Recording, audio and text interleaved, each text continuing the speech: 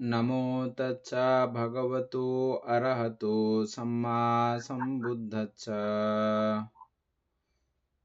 जगत्पूज्य महाकारुणिक तथागत सम्यक सम्बुद्ध श्रीचरणे कृतज्ञ प्रणाम निवेदन करे पूर्ण पारमिते अंशग्रहणकारी सकल उपासक उपासिकागणेर निरोग दीर्घायु सुख जीवन तथा ज्ञान विमंडित जीवन कामनाय शुरू करते चलेছি আজকের অভিধর্ম আলোচনা ক্লাস।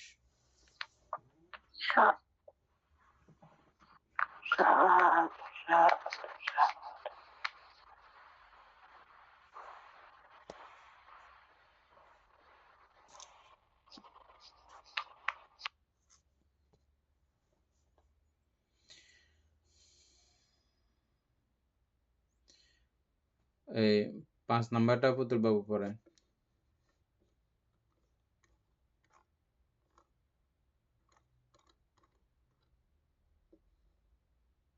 বান্তা এখানে ওই লাস্টের লাইনটা একটু ওই রূপ জীবেতেন্দ্রিয় রূপকায়ের জীবনী শক্তি রূপে ইহার সন্ততির জন্য অন্যান্য রূপের উপর আধিপত্য করেন। এই জন্য এই 8টি ইন্দ্রিয় রূপ। এখানে মানে যে আমরা 8টি ইন্দ্রিয় পড়ছি, 2টা বাগদয়, তারপর পঞ্চপ্রসাদ আর একটা জীবিতেন্দ্রিয়। তো এগুলোর উপরে এই যে ইহার সন্ততির জন্য একটা লেখা আছে, মানে এখানে এটা মানে এটার মধ্যে এটা একটু বুঝিয়ে দেন তো লাগছে।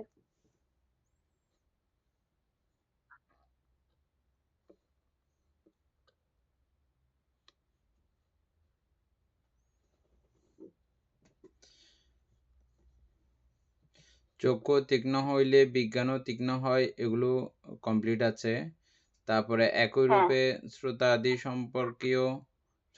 সম্পর্কীয় সেম ভাবদ্বয়কে ইন্দ্রিয় বলা হইয়াছে। পুরুষ ভাব স্ত্রী ভাব এগুলোকে ইন্দ্রিয় বলা হইয়াছে। কেন? এগুলো ইন্দ্রিয়ত্ব করে, ওই চৈতসিকের মধ্যখানে এই ভাব দুইটা ইন্দ্রিয়ত্ব করে বলে এদেরকেও ইন্দ্রিয় বলা হয়েছে। তারপরে রূপ জীবিত ইন্দ্রিয়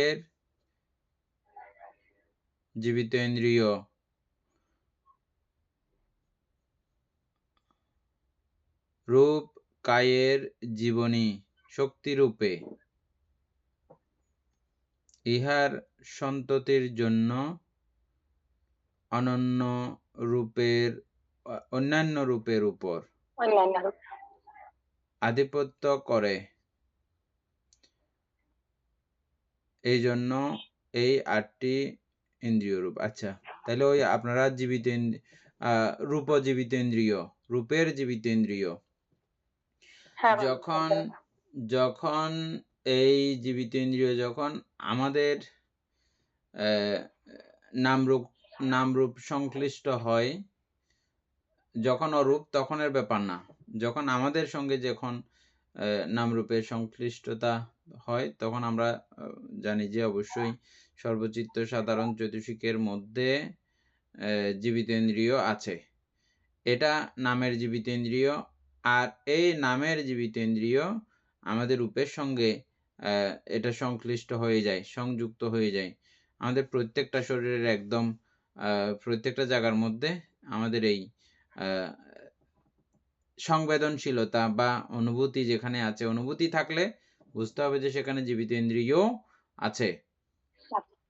বুঝছেন? এটাকে রূপের কোনো জীবিত ইন্দ্রিয় নর্মালি থাকে না, যতই যা বলি না কেন। রূপ হচ্ছে যে জড় পদার্থ, কিন্তু এটার এই জাতীয় কার্যক্রম যতক্ষণ এটার মাধ্যমে পরিচালিত হয়, তখন এই পরিচালনা করে এই জীবিত ইন্দ্রিয়।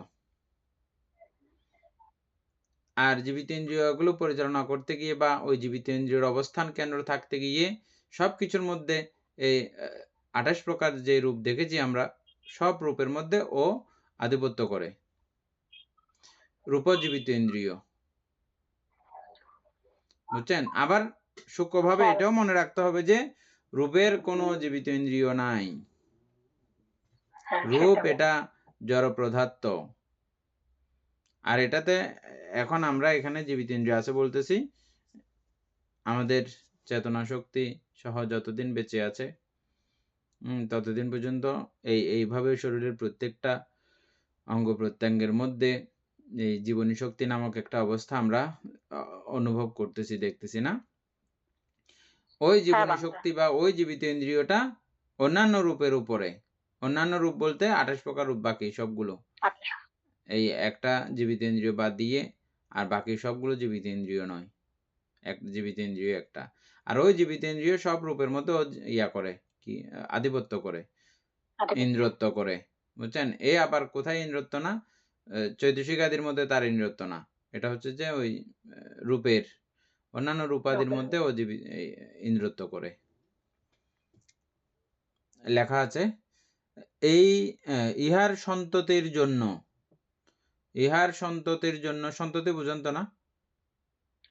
মানে প্রবাহমান ভাবে, হ্যাঁ, মানে প্রবাহমানের সন্ততি বলতে বিশেষ করে স্থির বিষয়কে বলা হয়। স্থিরের মধ্যেও, প্রবাহের মধ্যেও একটা স্থিতিশীলতা আর কি, স্থিতি যে অবস্থা। হ্যাঁ, প্রতিসন্ধির পরে বা সন্ততি হলো বৃদ্ধি, না প্রতিসন্ধির পরে উপচয় বৃদ্ধি, তারপরে হলো জড়তা। আমরা সন্ততি কয়েকদিন আগে একবার পড়ছিলাম, উপচয়, সন্ততি, জড়তা ও নিত্যতা। উপচয় হচ্ছে যে শুরু হবার মুহূর্তটাকে থেকে শুরু করে একদম যতক্ষণ পর্যন্ত আমরা দেখেছিলাম যে সরায়তন তৈরি হচ্ছে, এই পঞ্চ ইন্দ্রিয় তৈরি হচ্ছে, পঞ্চ ইন্দ্রিয় পূর্ণাঙ্গভাবে তৈরি হওয়া পর্যন্ত, তৈরি হওয়ার সেই মুহূর্তটাকে সন্ততি বলা হয়, সংযুক্ত হওয়ার মুহূর্তগুলোকে। ওই তাহলে এখানে সন্ততি বুঝছেন, এই সন্ততি কার্যক্রম, রূপের সন্ততি কার্যক্রম এর জন্য, সন্ততির জন্য অন্যান্য রূপের উপরে এই জীবিত ইন্দ্রিয় আধিপত্য করে। এই জন্য এই জীবিত ইন্দ্রিয়কে ইন্দ্রিয় বলে আর কি, রূপজীবিত ইন্দ্রিয় বলা হয়। যাই হোক, এর পরের কথা হচ্ছে যে এই 8টি ইন্দ্রিয় রূপ কি? 8টি ইন্দ্রিয় রূপ, পঞ্চ ইন্দ্রিয় এবং বাপদয় এবং রূপজীবিত ইন্দ্রিয়। এখানে ওই রূপজীবিত ইন্দ্রিয় আলাদা করে বলতে হবে, বুঝছেন? জীবিত, শুধু জীবিত ইন্দ্রিয় বললে তখন এটা তো ইয়ার জীবিত ইন্দ্রিয়। আচ্ছা, রূপ জীবিত ইন্দ্রিয় বলতে হবে। হ্যাঁ, এটা কারণ এটা রূপ তো 28 প্রকার রূপের ইয়া না এটা। হ্যাঁ হ্যাঁ, এটা ওই চৈতসিকের জীবিত ইন্দ্রিয় না। হ্যাঁ, চৈতসিকের প্রণালী এখানে সংযুক্ত হয়, সংযুক্ত হয়েই এই অবস্থাটা তৈরি হয়। নরমালি এমনি রূপের মধ্যে জীবিত ইন্দ্রিয় নাই। আমাদের দেহের মধ্যে এই জীবিত ইন্দ্রিয়ের অবস্থান খুঁজে পাওয়া যায়, যে অন্যান্য কিছুতে এগুলো, মানে অন্যান্য জড় পদার্থের মধ্যে, টেবিল চেয়ার এটা সেটা, এগুলোর মধ্যে জীবিত ইন্দ্রিয় নাই। তাহলে এটা আমাদের নাম থেকেই এই রূপ জগতের পুরো সংমিশ্রণের কারণে এই অবস্থাটা ওখানে তৈরি হয়। আর এই 8টি ছাড়া বাকি 20টি ইন্দ্রিয় নয়, অনিন্দ্রিয়। উপাসক পড়েন 5 নম্বর, পঞ্চপ্রসাদ ও সপ্ত বিষয় স্থূল রূপ। কারণ চক্ষু ইহার দর্শন কার্য বর্ণের সহিত সংঘর্ষকারে সম্পাদন করে, সেই রূপ অন্যান্যগুলো অবশিষ্ট 16 প্রকার সূক্ষ্ম রূপ। কারণ ইহাদের তদ বিপরীত স্বভাব, স্থূল রূপ সহজে ও দ্রুত গ্রহণ করা যায়, এই জন্য ইহাদের অপর নাম সন্ত্রিক রূপ এবং সংঘর্ষণ স্বভাব বিশিষ্ট বলিয়া স্বপ্রতিগ রূপ, কিন্তু সূক্ষ্ম রূপ সহজ গ্রাহ্য নহে বলিয়া দুর্রূপ এবং সংঘর্ষণকারী নহে বলিয়া অপ্রতিগ রূপ। আর পড়বো না,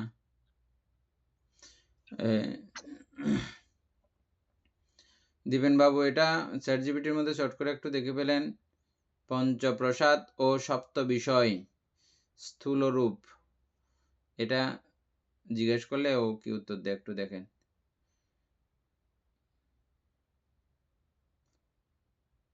তারপরে আপনি গত ক্লাসের মধ্যে কি একটা বের করে রাখছিলেন, আমরা পরে আলোচনা করব বলছিলাম, যারা আলোচনা করা হয়নি এগুলো গত ক্লাসের আগের ক্লাসে বোধহয়। ওই সপ্ত বিষয় কোনগুলো এগুলো মানে জানার ছিল আমাদের তখন। পঞ্চ বিষয় সপ্ত হচ্ছে যে বিষয়। রূপ শব্দ গন্ধ রস স্পর্শ। তো পঞ্চ বিষয় হলে আমরা হ্যাঁ। এভাবে জানি পঞ্চপ্রসাদ এর আলম্বন বা পঞ্চপ্রসাদের আলম্বন হচ্ছে যে পঞ্চ বিষয়। তো এখানে সপ্ত বলাতে আমরা একটু ইয়ে করছিলাম। আচ্ছা যাই হোক, এটা আপনি একটু খুঁজেন, তারপর আমরা এর পরেরটা দেখি। কারণ চক্ষু ইহার দর্শন কার্য বর্ণের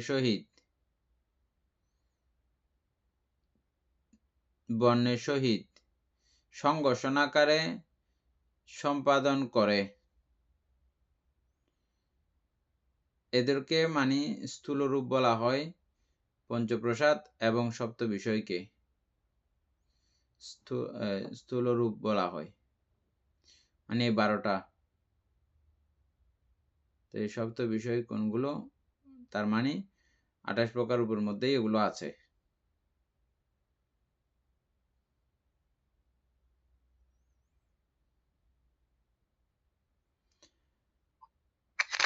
সেই রূপ অন্যান্যগুলিও পঞ্চপ্রসাদের মধ্যে বাকি যে 4টা আছে, কানও এটা সংঘর্ষণ আকারে উৎপন্ন হয়, গন্ধও সংঘর্ষণ আকারে উৎপন্ন হয়, স্পর্শ এবং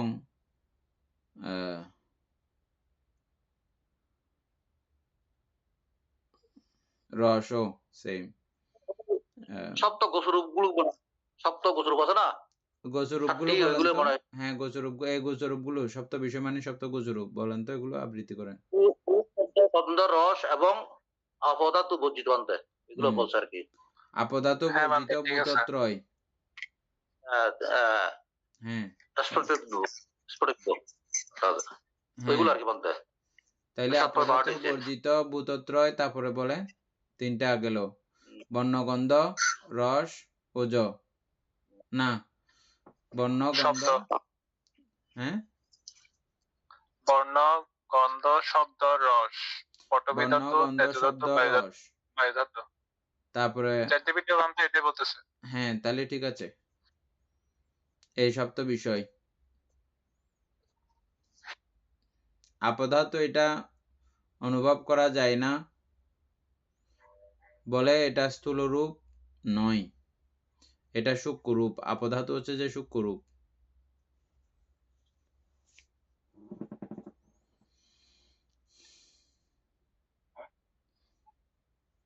চারি মহাভূতের মধ্যে আপদার্থ সূক্ষ্ম রূপ, আর বাকি 3টা স্থূল রূপ। সেখানে 3টা গোচরূপের মধ্যে 4টা, গোচরূপের মধ্যে 4টা। এমনি নর্মালি অষ্টকলাপের কথাই তো এখানে আসছে, যে অন্য কিছু তো না। অষ্টকলাপের মধ্যে ইয়া বাদ গেছে আর কি, আপদার্থ বাদ গেছে, নাকি নয়? আবার এখানে অষ্টকলাপের মধ্যে আবার রস ওজ আছে না একটা। হ্যাঁ, এখানে তো ওজন নাই। এটা রূপের মধ্যে ওই গোচরূপটা হবে হবে সপ্ত বিষয়ের মধ্যে।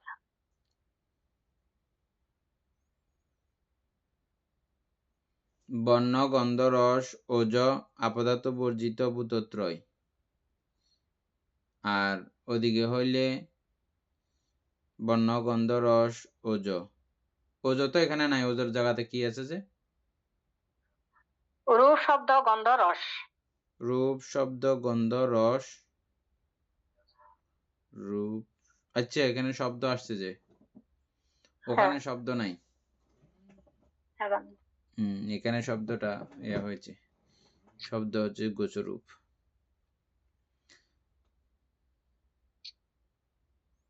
তাহলে এটা একটু লিখে রাখেন, এটা আমরা বারবার ভুলে যাই, আগেও বের করছিলাম আবার ভুলে গেছিলাম।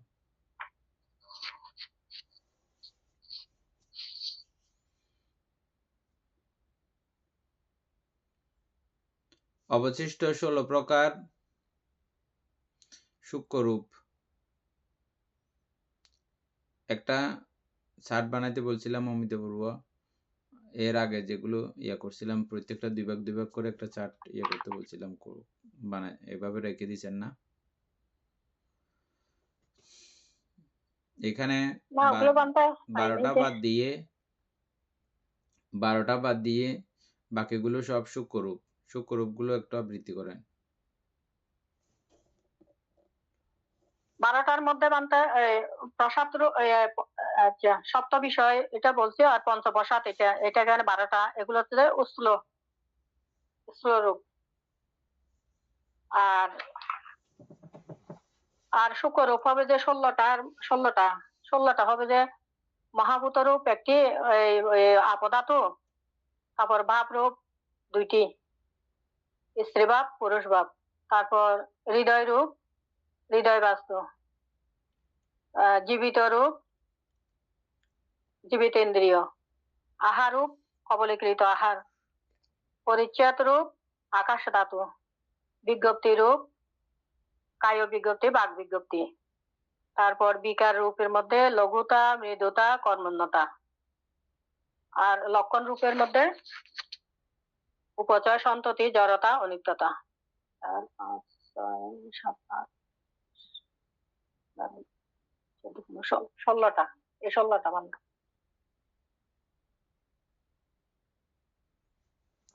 ঠিক আছে, বুঝছেন সবাই না?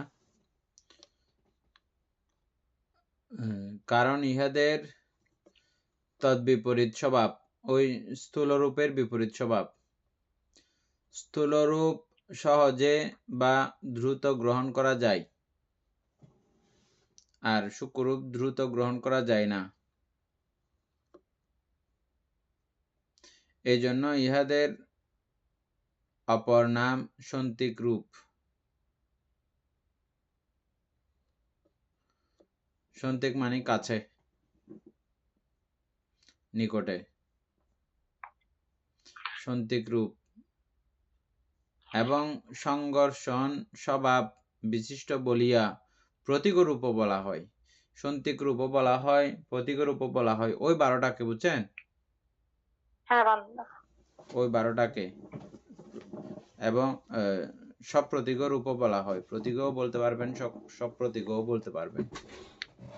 কিন্তু সূক্ষ্মরূপ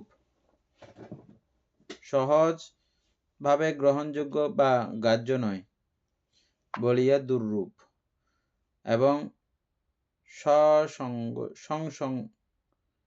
সংঘর্ষণকারী নহে বলিয়া অপ্রতীক রূপ।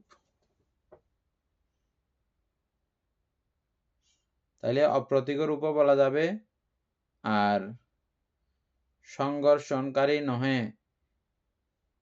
বা অপ্রতীক এরকম বলতে হবে। দুর্রূপও বলা যাবে সূক্ষ্মরূপকে আর কি।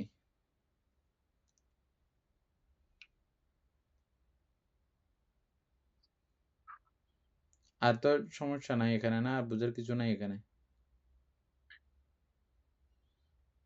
পুতুল বাবু 6 নাম্বার।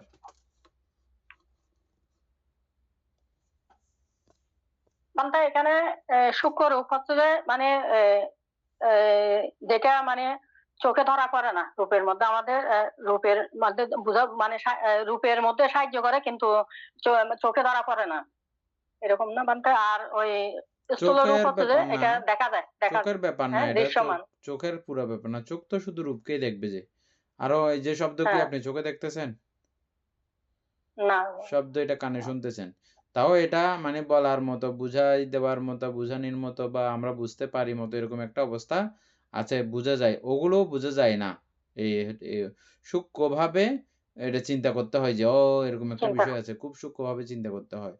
যেমন হৃদয় বাস্তু আপনি পুরো তন্ন তন্ন করে কাটি ফেললেও হৃদয়ের অবস্থান আপনি খুঁজে পাবেন না। এটা সূক্ষ্মভাবে বুঝতে হবে।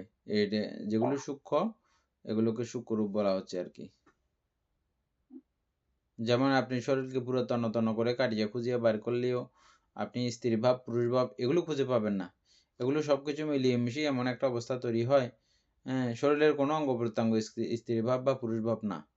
হ্যাঁ, এটা একটা সবকিছু মিলেমিশে একাকার হয় এমন একটা অবস্থা তৈরি হয়, যেটা পুরুষ ভাব হিসেবে কাজ করে, স্ত্রী ভাব হিসেবে কাজ করে। এটাকে ওই জন্য সূক্ষ্ম রূপ বলা হয়।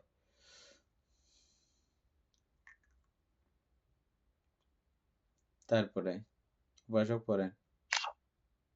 6 নাম্বার, সারে মহাভূত 8 ইন্দ্রিয়, সারি বিষয়, হৃদয় ও আকাশ, এই 8টি কর্মজরূপ। ইহারা তৃষ্ণা দৃষ্টি মান দ্বারাই দৃঢ়ভাবে গৃহীত হয় বলিয়া উহদিগ্ন রূপ বা গৃহীত রূপ, কর্ম দ্বারা নিষ্পাদিত হয় বলিয়া ইহাদের অন্য নাম নিষ্পন্ন রূপ।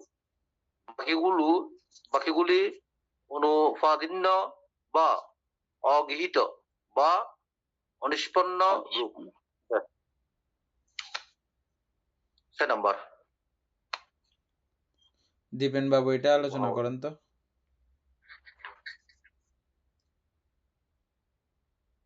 ইন্দ্রিয়।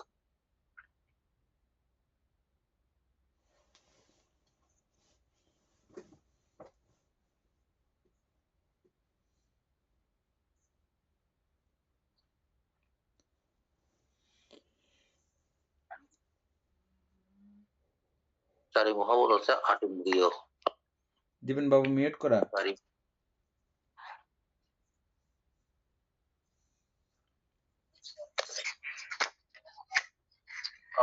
চারি মহাভূত, 8 ইন্দ্রিয়, চারি বিষয়, হৃদয় ও আকাশ, এই 18টি কর্মজরূপ। বুঝছেন? চারি মহাভূত এটা কর্মের দ্বারা তৈরি হয়, সৃষ্টি হয়, কিভাবে? উৎপন্ন হয়। চারি মহাভূত আমরা এটা কর্মের দ্বারা পাইছি না। এই চারি মহাভূতের এরকম এই আমাদের শারীরিক যে কোয়ালিটি গঠন প্রক্রিয়া, এটা বৈজ্ঞানিক ভাবে আর কোনো কিছুতে এরকম মাংসগুলো বানাইতে পারবে, এরকম চোখগুলো বানাইতে পারবে, পারছে? এটা কিন্তু চারি মহাভূত, কিন্তু কিন্তু কর্মজ কারণে এমন আকার আকৃতি প্রাপ্ত হয়েছে। ঠিক আছে? তো এই জন্য এই চারি মহাভূতটা উৎপত্তি হয়েছে কর্মের কারণে। এমনিও উৎপন্ন হয়, এটা কর্মের কারণেও উৎপন্ন হয় এইভাবে। তারপর হচ্ছে 8 ইন্দ্রিয়। 8 ইন্দ্রিয় মানে হচ্ছে যে আমরা এর আগে পড়ে আসছি যে 8 ইন্দ্রিয় কি কি? পঞ্চ ইন্দ্রিয় এবং ভাবদয় এবং রূপজীবিত ইন্দ্রিয়, এই হচ্ছে 8 ইন্দ্রিয়। তাহলে চারি মহাভূত এবং 8 ইন্দ্রিয় 12টা। তারপর হচ্ছে চারি বিষয়। আমরা ওই সপ্ত বিষয় থেকে 4টা বিষয় আসবে এখানে। সপ্ত বিষয়ের থেকে 4টা বিষয় কোনটা দেখেন? সপ্ত বিষয়গুলো আবৃত্তি করেন আবার। রূপ, শব্দ, গন্ধ, রস, পটবী ধাতু, তেজ ধাতু, বায়ু ধাতু।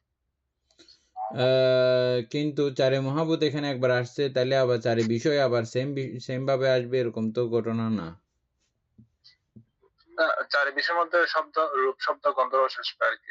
হ্যাঁ, রূপ, শব্দ, গন্ধ, রস, রূপ, শব্দ, গন্ধ, রস।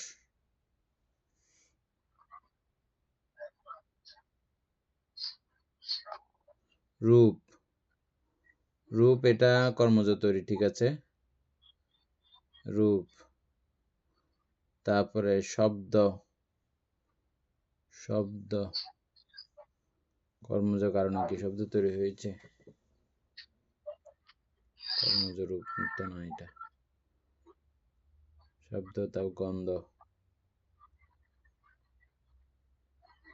গন্ধ কর্মজ কারণে তো না। তারপরে রস কর্মজ কারণে তো না। চ্যাটজিপিটিতে একবার দিয়ে দেখবো এটা। আচ্ছা, এটা দেখেন। তারপরে হৃদয় রূপ, এটা ঠিক আছে। চ্যাটজিপিটিতে একটা দিলে আসবে না, কিন্তু পুরো বিষয়টা দিতে হবে। তারপরে এবং এটা পুরোটা দেওয়ার পরে ও বলবে এগুলো, হ্যাঁ এগুলো কর্মজ রূপ। কিন্তু এখানে চারি বিষয় যে আছে ওই চারি বিষয় বলতে কোন কোন বিষয়ের সম্পর্কে বলা হয়েছে ওটা আলাদা করে প্রথমে পুরোটা জিজ্ঞেস করতে হবে, তারপরে ও বলবে হ্যাঁ এগুলো তো কর্মজ রূপ, ঠিক আছে। এরপরে আবার জিজ্ঞেস করতে হবে যে এখানে চারি বিষয় সম্বন্ধে মানে বলতে কি বোঝানো হচ্ছে, তখন দ্বিতীয়বার সে উত্তর দেবে। ইহারা তৃষ্ণা দৃষ্টি মান দ্বারা ধীরভাবে গৃহীত হয় বলিয়া উপাদিন্য। এগুলোকে উপাদিন্য রূপ বলা হয় এই 18টাকে। 12 আর 4 16 বলতে 16 চারি বিষয় নাকি এটা ওই বর্ণ গন্ধ রস ওজ এটা আসবে। এখানে ওই ইহারা তৃষ্ণা দৃষ্টি মান দ্বারা বর্ণ গন্ধ রস ওজ অভিনিবার্য বর্ণ রূপ আসবে গন্ধ এটা। রস ওজ। বর্ণ গন্ধ, বর্ণটা হবে তৃষ্ণা দৃষ্টি মান বসে গৃহীত, বর্ণ কর্মজ কারণে উৎপন্ন হয়, সেটাও ঠিক আছে। তারপরে হচ্ছে যে গন্ধ কর্মজ কারণে উৎপন্ন হতে পারে, বর্ণ গন্ধ রস কর্মজ কারণে উৎপন্ন হতে পারে রস,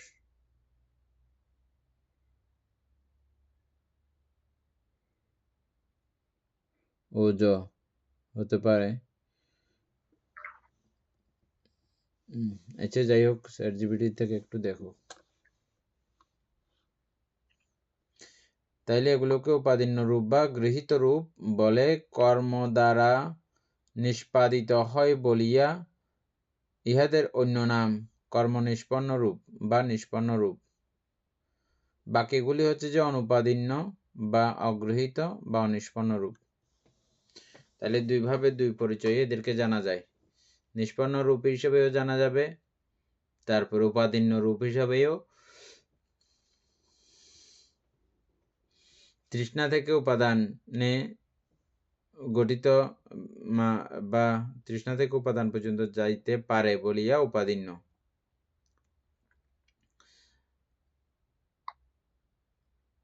বা কর্ম সংগঠিত হয় বলিয়া নিষ্পন্ন।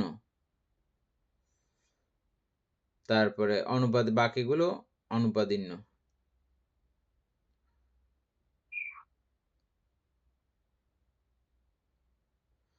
পাইছেন? হ্যাঁ বান্তে ব্যাখ্যা দিছে। প্রথম হচ্ছে কি ওই 8 প্রকার অবিনির্বাচ্য রূপ, পৃথিবী ধাতু, আপধাতু, তেজ ধাতু, বায়ু, বর্ণ, গন্ধ, রস, ওজ। এগুলো কেন কর্মজ? এগুলো কর্মজ হচ্ছে কর্মজ রূপকলাপ সৃষ্টি হওয়ার সময় এই 8টি রূপ একসাথে উৎপন্ন হয়। এগুলো ছাড়া কোনো রূপকলাপ অস্তিত্ব লাভ করতে পারে না। প্রতিসন্ধিক্ষণে কর্ম প্রথম রূপকলাপ সৃষ্টি করে, আর সেই রূপকলাপে এই 8টি অবশ্যই থাকে, তাই এগুলো কর্ম দ্বারা উৎপন্ন হয় বলে এগুলো কর্মজ রূপ। তাইলে হচ্ছে যে বর্ণগন্ধ রস ওজ অমিতা বড়ুয়া চারি মহাভূত এবং চারি বিষয়, এটাই এগুলো কর্ম দ্বারা উৎপন্ন হচ্ছে, যে সেখানে আমরা দেখে গেছিলাম অষ্টকলাপ তো কর্ম দ্বারাই উৎপন্ন হয় না। হ্যাঁ বান্ধে, এগুলো প্রতিসন্ধির সময় আকাশও কর্ম দ্বারাই উৎপন্ন হয়, সেজন্য এগুলো সবগুলো কর্মজ রূপ।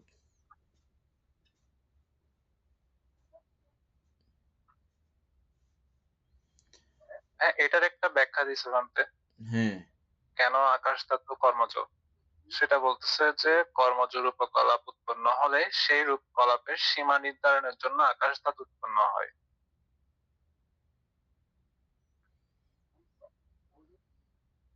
রূপকলাপের সীমা নির্ধারণের জন্য আকাশ ধাতু উৎপন্ন হয়, বুঝছেন?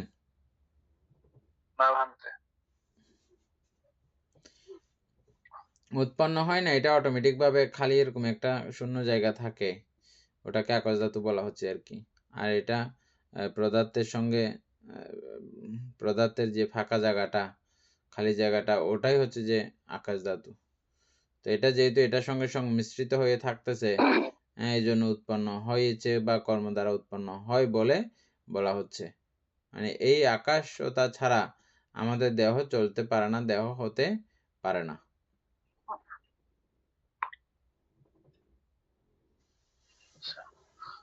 রূপকলাপের মতো অনেকটা তাহলে। হ্যাঁ,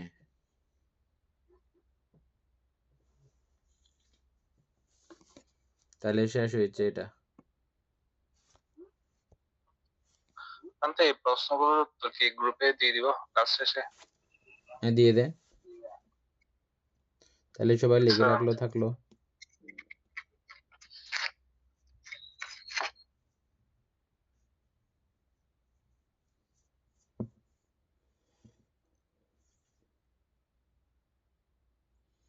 তারপর পুতুল বাবু 7 নাম্বার।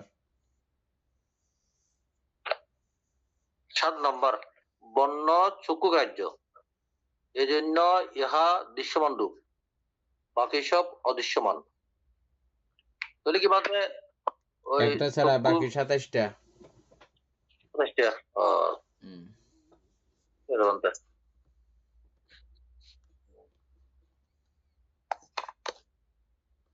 আর 8 নম্বর পড়বো বলতে, 8 নম্বর। হ্যাঁ, 8 নম্বর, গ্রাণ, জিহ্বা ও কায়াসির গন্ধ রস স্পষ্টব্যের যে স্পষ্ট হয়, তাহা সংঘোষিত হইয়াই ঘটে, এই জন্য ইহারা সম্পৃক্ত রূপ। কিন্তু চক্ষু সহিত বর্ণের এবং সূত্রের সহিত শব্দের স্পষ্ট সংঘোষিত হইয়া ঘটে না, সংঘর্ষাকারে নিমিত্তাকারে ঘটে, এই জন্য ইহারা অসংখ্য রূপ।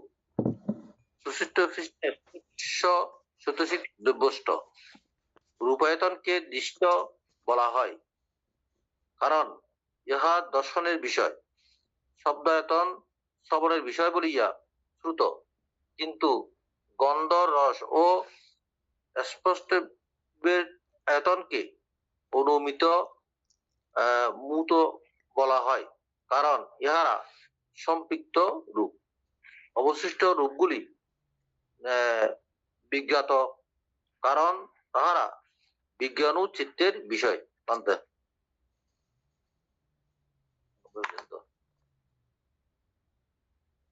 দীপেন বাবু আলোচনা করেন 8 নাম্বার।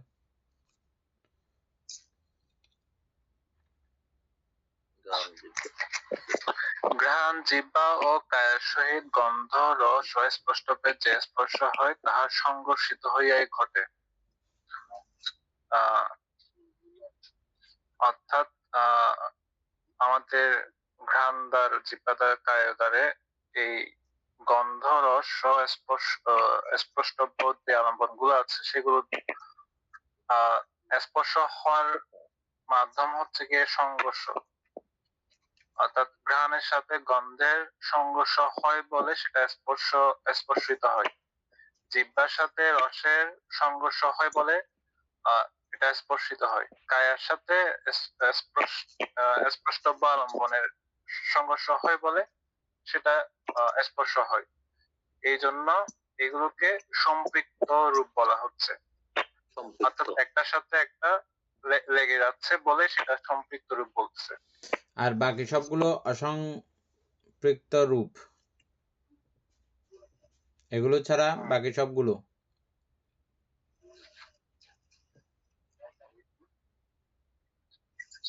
সেগুলো কেন, মানে এটার ব্যাপারটা কিরকম, মানে বুঝতেছেন? চোখের সাথে বর্ণের এটা সংঘর্ষ এটা হয় না, মানে এটার সঙ্গে এটার সম্পর্ক হয়ে এটা এটার সঙ্গে সম্পর্কিত হয়, এই জন্য মানে সম্পৃক্ত, দুইয়ের সম্পৃক্ত রূপ আর কি, একটা চক্ষু এবং বর্ণ, তারপরে ঘ্রাণ এবং গন্ধ, তারপরে জিহ্বা এবং রস, কায় এবং স্পষ্টব্য সহিত গন্ধ রস ও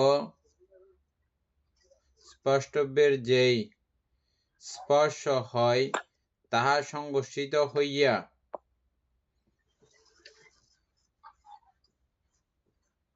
আচ্ছা, বুঝছি। সংঘর্ষিত হইয়া ঘটে। এই জন্য সম্পৃক্ত রূপ এগুলোকে বলা হয়। কিন্তু চোখের সহিত বর্ণের এবং এবং শব্দের সহিত শ্রুতের সহিত শব্দের স্পর্শ সংঘর্ষিত হইয়া ঘটে না, এটা দূরে থাকে। এটা সরাসরি আমার নাকের মধ্যে যেমন গন্ধটা পুরো এসে লাগতে হয় সেন্সরের মধ্যে, তারপরে গন্ধ আমরা পাই যে, হ্যাঁ, তারপরে শব্দ কিন্তু দূরে হয়েছে, কিন্তু দূরে হইলে আমার কান কিন্তু এখানে, এটা আমার ওই বিষয়টা পুরো সংঘর্ষণ হইতে হচ্ছে না। তারপরে হচ্ছে যে আরেকটা কি,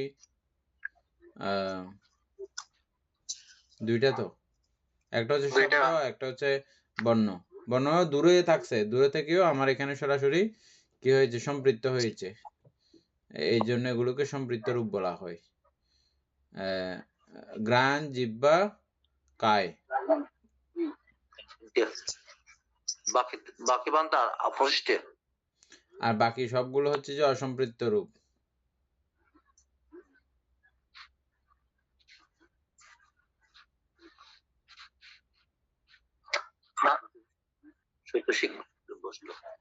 সংঘর্ষিত হইয়া ঘটে না, সংঘর্ষণ আকারে নিমিত্ত আকারে ঘটে। এই জন্য ইহারা অসম্পৃক্ত রূপ।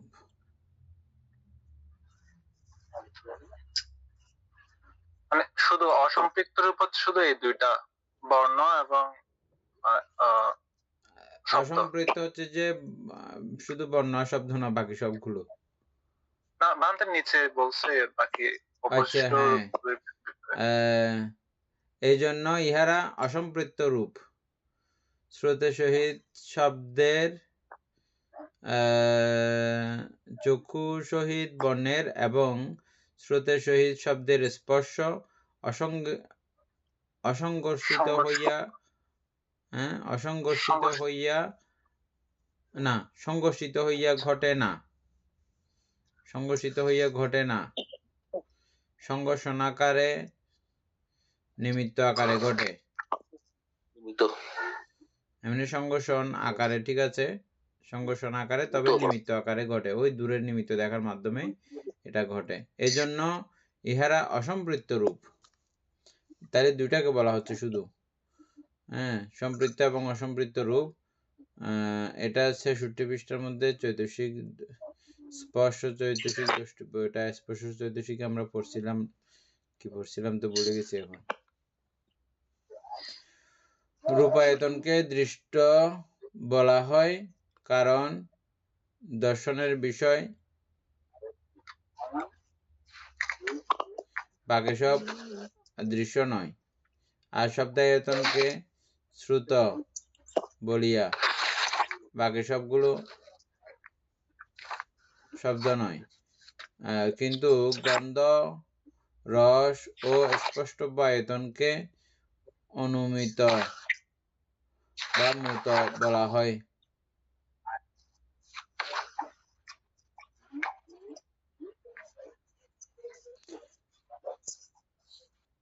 অনুমিত শব্দের অর্থ সম্পর্কে আমরা আগে জানছিলাম না।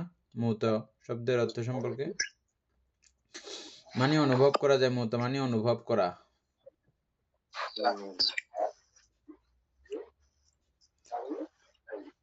মূত বলা হয় কারণ ইহারা সম্পৃক্ত রূপ, অবশিষ্টগুলি বিজ্ঞাত।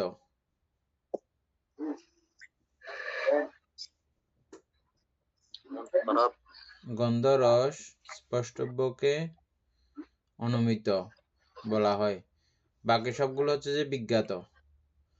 বিজ্ঞাত মানে হচ্ছে যে কারণ তাহারা বিজ্ঞান ও চিত্তের বিষয়, আর বাকিগুলো হচ্ছে যে ওই বিজ্ঞান ও চিত্তের মাধ্যমে এটা ইয়ে করা যায়, অনুভব করা যায়, বোঝা যায়। সেই জন্য বুঝছেন না? বুঝেন নাই?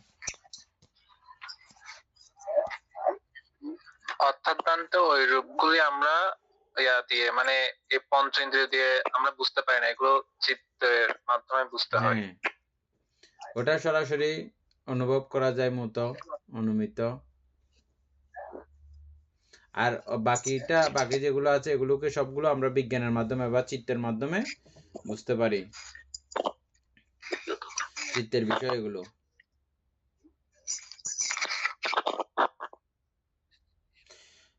প্রকান্তরে উপরেরগুলোও চিত্তের বিষয় হইলেও ওখানে সরাসরি চিত্ত তো থাকেই, কিন্তু এটা দৈহিকভাবে এই কার্যক্রমটা ঘটে, আর বাকিটা এটা দৈহিকভাবে ওভাবে কার্যক্রম করতে হবে না।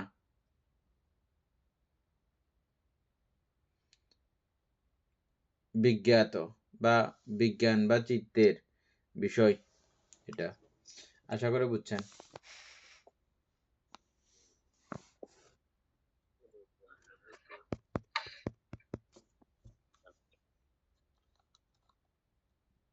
বুঝেন নাই না?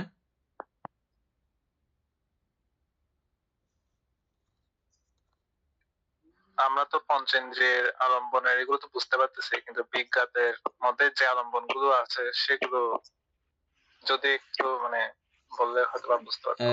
বিজ্ঞাত বলতে আমরা ওইগুলো বাদ দেন না, যেগুলো এখানে এই 3টা বিষয় মতো বলা হয়েছে। তো গন্ধ, রস, স্পষ্টব্য আয়তনকে অনুমিত বা মতো বলা হয়, কারণ ইহারা সম্পৃক্ত রূপ। আর বাকি যে অবশিষ্টগুলো আছে কয়টা আছে বাকি? 3টা বাদ গেলে বান্দা এগুলো সবগুলো 28 প্রকার রূপের মধ্যে আসবে না? হ্যাঁ হ্যাঁ, তাইলে ওই 3টা বাদ গেলে আরো আপনার 25টা থাকবে। হ্যাঁ, এই 25টা হচ্ছে বিজ্ঞাত রূপ। ভান্তে এখানে একটা বিষয় হচ্ছে গিয়ে মনে করেন তেজ ধাতু। তেজ ধাতু এটা তো স্পর্শের দ্বারা আমরা বুঝতে পারতেছি যে এটা কোনটা তেজ ধাতু, তাই না? তো সেটা যদি হয় তাহলে তেজ ধাতু এটা আপনার এটা যেহেতু এটাও একটা রূপ, তাহলে এটাও আপনার এর মধ্যে চলে আসছে না? এই এখানে যে উপরে যে রূপের কথা বলা হচ্ছে 3 প্রকার, যেখানে কায় স্পর্শ আছে, তাহলে এই তেজ ধাতু কি হবে ওই বাকি 25 প্রকার রূপের মধ্যে গিয়ে বিজ্ঞাতর মধ্যে মানে পড়বে। এই ক্ষেত্রে এটা শুধু এটা না, আরো দেখেন, আরো কয়েকটা দেখেন।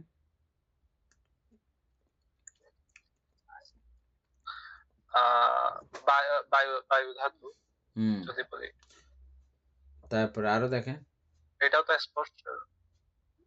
পৃথিবী ধাতু, আরো বলেন।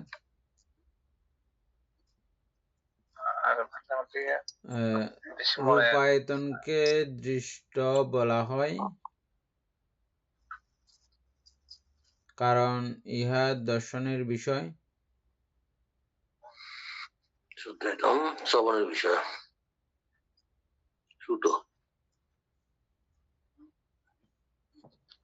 আচ্ছা ভান্তে, এখানে যখন রূপায়তন বলা হচ্ছে তাহলে এই রূপায়তনের মধ্যে কি ওই পুরো রূপের 28 প্রকার রূপ কি চলে আসতেছে এখানে? সব রূপ আসবে না। রূপায়তনের মধ্যে এখানে শুধু ওই দৃশ্য দেখার, চোখের বিষয়। রূপায়তন হচ্ছে এদিকে চক্ষুআয়তন, তারপরে রূপায়তন, যা যা কিছু দেখা যায় এগুলো সব রূপায়তন। রূপায়তনকে দৃষ্ট বলা হয়।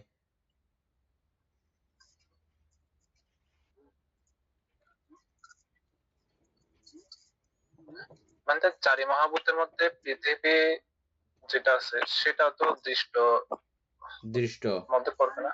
দৃষ্ট মধ্যে পড়বে।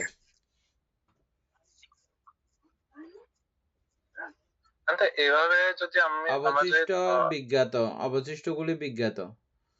অবশিষ্ট এখানে কিন্তু 25টা লেখা নাই তো, ওখানে তো প্রত্যেকটা জায়গায় সংখ্যা দিয়ে লেখা ছিল, এখানে কিন্তু লেখা হয় নাই। হ্যাঁ, আর মতরূপ যেহেতু লেখা হয়েছে,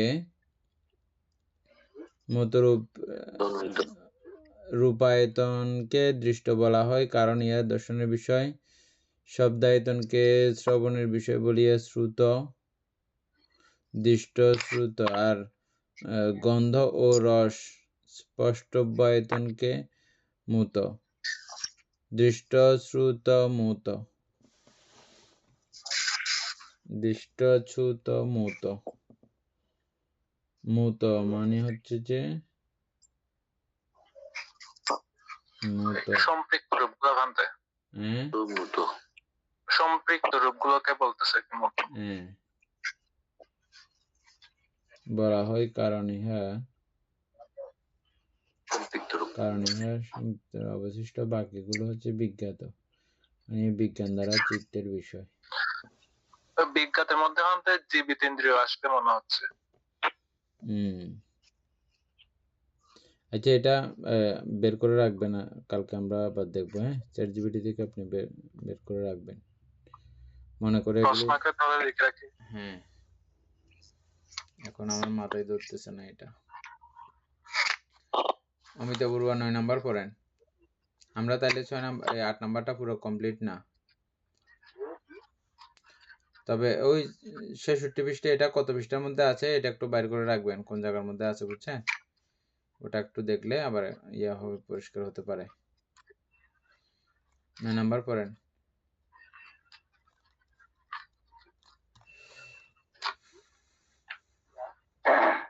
প্রত্যেক জড় পদার্থে চারি মহাভূতর বা বিস্তৃত সংশক্তি, তাপ, ভারিত্ব এবং বর্ণ, গন্ধ, রস, ওদ এই অষ্টবিধ গুণ অবিনিবার্য রূপকারে বিদ্যমান। এই জন্য এই অষ্টগুণের সাধারণ নাম অবিনিবার্য রূপ। বাকি 20 প্রকারকে পৃথক করা যায় বলিয়া বিনিবার্য রূপ।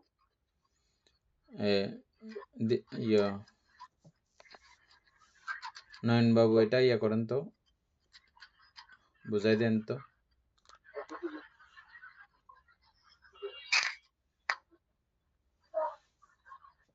রানিং এ আছেন?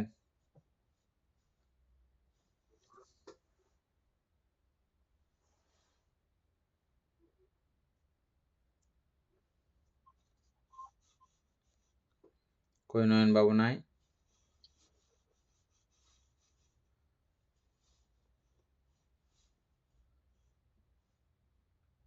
আমি বুঝতে পারি নাই বিষয়টা। 9 নাম্বার বুঝতে পারেন নাই? না, এটা আরেকটু। অমিতা বড়ুয়া আবার ইয়ে করেন, বলে। প্রত্যেক জড় পদার্থে চারি মহাভূত বা বিস্তৃতি, সংশক্তি, তাপ, ভারিত্ব এবং বর্ণ, গন্ধ, রস, ওজ এই অষ্টবিধ গুণ অবিনিবার্যকারে বিদ্যমান। মানে এগুলো প্রত্যেকটাতে থাকবে। এই জন্য এই অষ্টগুণের সাধারণ নাম অবিনিবার্য রূপ। বাকি 20 প্রকারকে পৃথক করা যায় বলিয়া তাহারা বিনিবার্য রূপ। বলেন।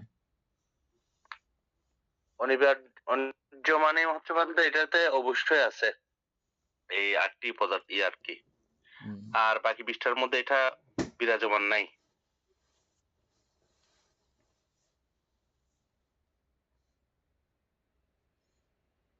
ঠিক আছে, অর্থাৎ আমরা অষ্টকলাপকে দেখেছিলাম সব সময় প্রত্যেকটা অবস্থার মধ্যে এগুলো সংযুক্ত ভাবে, এদেরকে বিভাজন করা যায় না।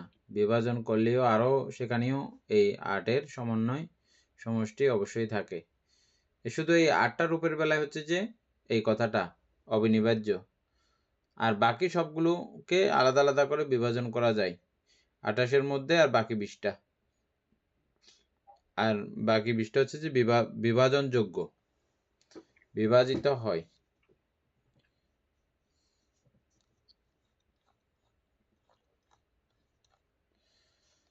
তারপরে হচ্ছে যে রূপসমুত্থান, এটা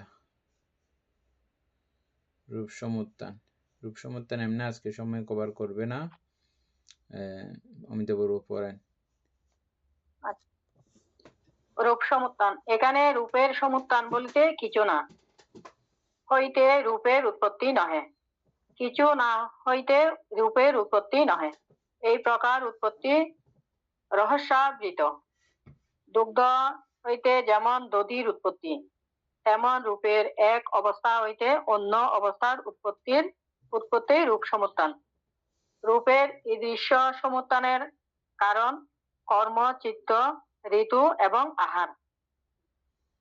তন্মধ্যে কর্ম, চিত্ত এবং আহার শুধু জীবদেহে রূপের অবস্থানান্তর ঘটায়, কিন্তু ঋতু কিন্তু জীবদেহে এবং দেহ ব্যতীত অন্যান্য বাহ্যিক রূপেরও অবস্থার পরিবর্তন সাধন করে।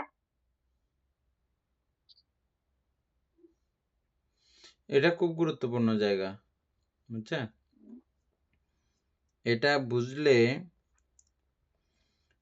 এই জগৎ সৃষ্টি করার পেছনে কারো হাত আছে বা কেউ এগুলো সৃষ্টি করছে, হ্যাঁ, এটা হাজার আপনাকে বললেও এই জায়গাটা যদি একবার যদি বুঝে যান, তাহলে এটা আপনাকে আর কেউ ব্যতিক্রম বুঝাইতে পারবে না। আমি বুঝাইতে পারবো কিনা জানি না, তবে চেষ্টা করতেছি। বুঝছেন কিনা পরে আপনারা বলবেন। আজকে এমনি হয়তো সময় কভার করবে না পুরো, তারপরও এখানে রূপের সমুত্থান বলতে যেমন আমরা এই মহাপৃথিবী তথা জাগতিক যত কিছু দেখতেছি, এগুলো পুরোপুরি শূন্য থেকে উৎপন্ন হয়ে যায়নি। কিছু না হইতে এটা উৎপত্তি নয়, একদম খালি জায়গা, ওখান থেকে এটা উৎপন্ন হয়ে গেছে, এরকম কোনো ব্যাপার না। এদের পর্যন্ত আগে বুঝছেন কিনা দেখেন।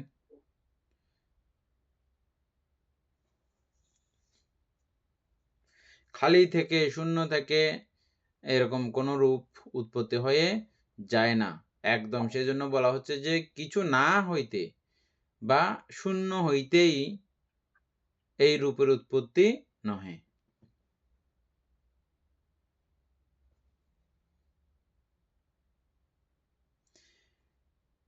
এই প্রকার উৎপত্তি রহস্য আবৃত। এই রহস্য আবৃত সম্পর্কে আমি আপনাদেরকে আগে বলছিলাম।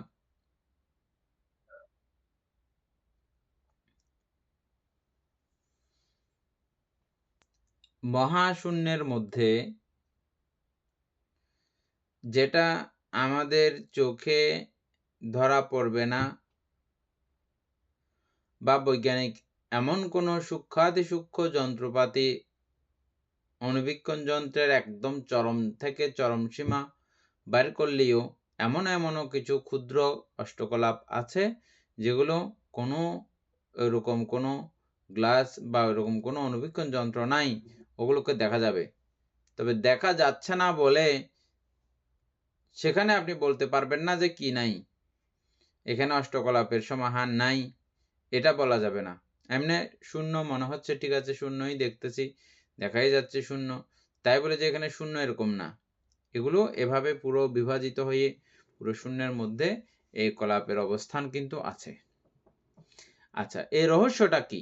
রহস্যটা হচ্ছে যে আমাদের যেমন এই পৃথিবী তৈরি হওয়ার জন্য নির্দিষ্ট স্থানের মধ্যে সূর্যের একটা অস্তিত্ব।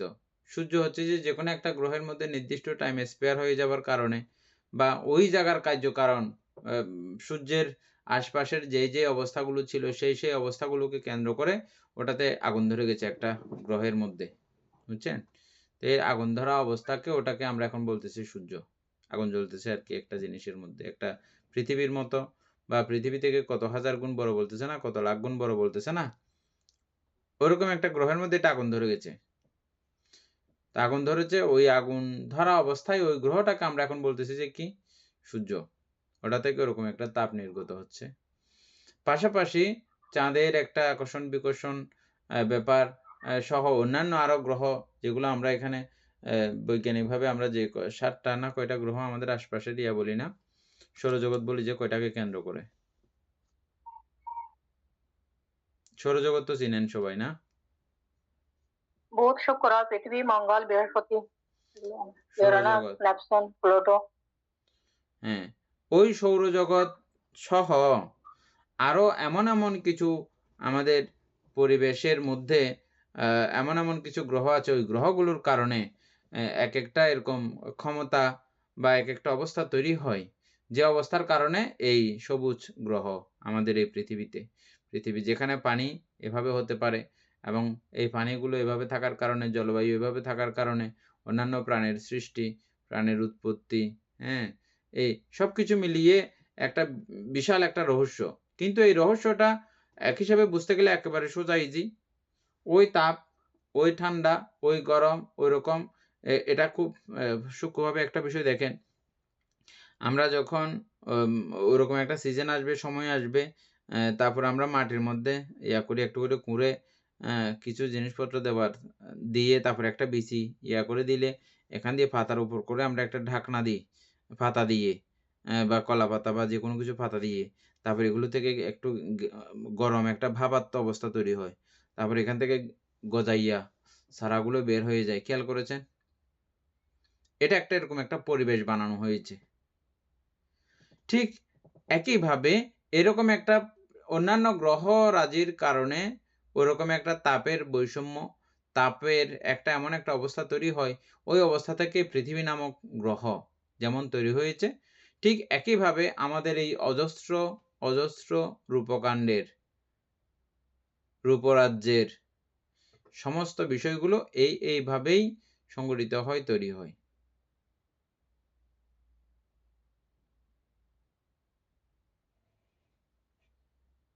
মাথায় ঢুকতেছে না?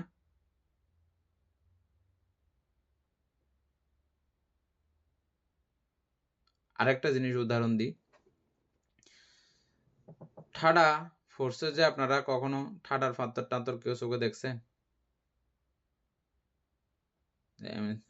এগুলো খুব দামি বলে আমাদের দেশে বেশি প্রচার করে কতগুলো। না, এগুলো খুব দামি জিনিস, এমন তেমন হলেই হতে পারে বা কিছু, হ্যাঁ। যেমন এই ঠাডার সময় যে জিনিসগুলো একটা প্রেসারের কারণে একটা একদিকে ছিটকে পড়ে, এটা খুবই ভয়ঙ্কর হয়। গাছ টাছের মধ্যে পড়লে অনেক সময় গাছ পুরা ফেটেও যায়। আপনারা খেয়াল করছেন? হ্যাঁ, এটা একটা আগুনের ঝিলিক। আগুনটা এত বেশি তেজস্ক্রিয়ভাবে পড়ে যে এর পুরো গাছ ফাঁক হয়ে যায়। অনেক সময় শুধু যে আগুনের কারণে এটা ইয়ে হয় এমনও না, এখানে ধাতব পদার্থ কিছুও থাকে, কিছু ধাতবীয় পদার্থ। এই ধাতবীয় পদার্থগুলো আসলো কোত্থেকে? ওখানে আগুন ধরার কারণে, আগুনের তেজস্ক্রিয়তায়, যেমন আমরা লোহগুলো গলায় ফেলাই না, আমরা বেশি আগুন দিলে লোহ গলে যায়, দেখছেন? লোহ গলানির মেশিন, এই রড টড যে বানায়, এগুলো আগে মন্ড বানায়। একটা বড় বড় ডেকসি, লোহ গলানির ডেকসি আছে, ওখানের মধ্যে গলায়। বা অথবা রেল লাইনের চাকা জোড়া দেওয়ার সময় কতগুলো আগুন জ্বালায়, যে কি সাংঘাতিক ধরনের আগুন, হ্যাঁ। ওখানে লোহার কতগুলো দেয়, যে এগুলো দিলে গুটগুট একদম পুরো ফানি হয়ে যায়। ওই ফানিগুলো ওই বাক্সের মধ্যে যখন ফেলে, তারপরে এগুলো আবার গলে জায়গা বরাবর ফিটিং। দেখেছেন লোহাকে একদম ডাইরেক্ট ফানি বানিয়ে ফেলতে? এরকম গরমের তেজস্ক্রিয়তার কারণে এগুলো যেমন গলে এরকম হয়ে যায়, ঠিক একইভাবে এই আমাদের ঠাডার সময় এরকম যখন আগুন ধরে, অজস্র ছোট ছোট এই কণাগুলো থাকে, যেগুলো এখানে কিছু কিছু আছে যে এরকম জোড়া লাগার মতো, গরম হইলে এগুলো জোড়া লেগে যায় এরকম করে। লোহা যেরকম একটা খণ্ডের সঙ্গে একটা খণ্ড জোড়া লেগে যায়, আমরা গরম দিলে গড়ের তরল পানি হয়ে যায়, ঠিক ওখানে আকাশের মধ্যে এরকম একটা তরল পদার্থ হয়ে এটা ছেদ করে পড়ে। এটা জাস্ট একটা উদাহরণ দিলাম। কার্য কারণে এটা আগুন ধরেছে, এরকম করে এটা জোড়া লেগেছে অনেকগুলো ধাতব পদার্থের কণা। এগুলো কিন্তু উড়ন্ত অবস্থায় ছিল, খুব ছোট থেকে অতি ছোট।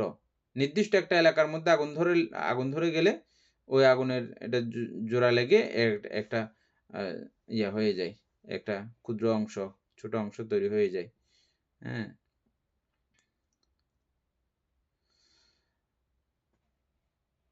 অথবা এটা তো আপনারা সহজে বা সচরাচর দেখেন নাই, যেমন আমরা এখানে দেখতেছি এখন পানি আছে, যে এখানে কোনো পানি টানি কিছু দেখতেছি? আমার এখানে আশেপাশে কিছু পানি টানি দেখতেছি? আমি হাত দিচ্ছি, কোনো পানি লাগতেছে? কিছু লাগতেছে না, না? আপনি এখন বরফের গ্লাস একটা এখানে বসাই দেন, ও দেখবেন চারপাশে পানি লেগে গেছে, এবং এর নিচেও পানি কতগুলো গড়ে গেছে। এগুলো কোত্থেকে আসলো?